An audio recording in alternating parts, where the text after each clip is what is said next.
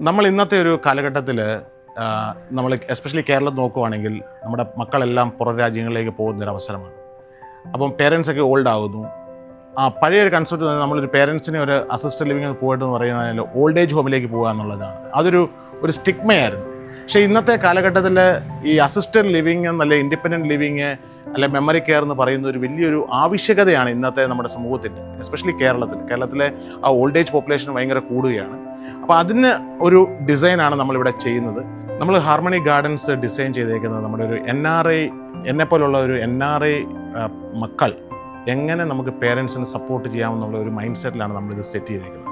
അപ്പം നമ്മുടെയൊക്കെ ഏറ്റവും വലിയൊരു പേടി എന്താണെന്ന് വെച്ചാൽ ഈ പേരൻസ് എങ്ങനെയാണ് അവിടെ തന്നെ താമസിക്കുന്നത്. കാര്യം നമ്മൾ അത്രയും ദൂരത്തിരിക്കുമ്പോൾ പേരൻസിൻ്റെ ഫുഡ്, അവരുടെ സേഫ്റ്റി, അവരുടെ ആ ഒരു വെൽബീയിങ്, ഇതെല്ലാം നമുക്കൊരു കൺസേണാണ്.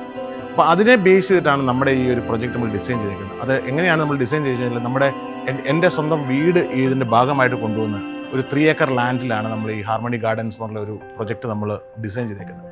അതിൻ്റെ മെയിൻ ഇതെന്ന് വെച്ചാൽ എങ്ങനെ നമുക്ക് ഈ കൂട്ടായ്മ എന്ന് പറഞ്ഞാൽ കമ്മ്യൂണിറ്റി ലിവിങ് എങ്ങനെ കൊണ്ടുവരാം എന്നുള്ളതാണ് ആ കൺസെപ്റ്റ് നമ്മൾ ചെയ്തിരിക്കുന്നത്. അറ്റ് ദ സെയിം ടൈം നമ്മൾ സെക്യൂരിറ്റിക്ക് ഭയങ്കര ഇമ്പോർട്ടൻസ് കൊടുത്തിട്ടുണ്ട്, സേഫ്റ്റിക്ക് വരെ ഇമ്പോർട്ടൻസ് കൊടുത്തിട്ടുണ്ട്, അവരുടെ ഹെൽത്തിന് വേണ്ടിയുള്ള ഇമ്പോർട്ടൻസ് കൊടുത്തിട്ടുണ്ട്, അവരുടെ ഫുഡ്. ലോട്ട് ഓഫ് ടൈം നമ്മുടെ ഈ പേരൻസിൻ്റെ ഏറ്റവും വലിയ ഇതെന്ന് അവർക്ക് ഇഷ്ടപ്പെട്ട ഫുഡുകൾ നമ്മൾ എങ്ങനെ ഉണ്ടാക്കി കൊടുക്കും. അപ്പോൾ നമ്മൾ ഇവിടെ അവർക്ക് തന്നെ വേണേൽ കുക്ക് ചെയ്യാം, അല്ലെങ്കിൽ അവർക്ക് തന്നെ പറയാം എനിക്ക് ഇങ്ങനെയുള്ള സാധനങ്ങൾ ഉണ്ടാക്കി തരാൻ പറ്റുമോ, അതിനുള്ള ഓപ്ഷനുണ്ട്. അതേപോലെ തന്നെ അവർക്ക് സ്വന്തമായിട്ട് കൃഷി ചെയ്യാം. നമ്മൾ വെജിറ്റബിൾ ഗാർഡൻ സെറ്റ് ചെയ്യുന്നുണ്ട്.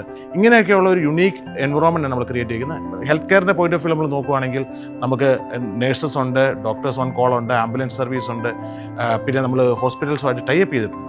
സോ ദാറ്റ് ആ ഒരു ഹെൽത്ത് കെയർ പോയിന്റ് ഓഫ് വ്യൂവിൽ നമ്മൾ വളരെ കവേർഡാണ്.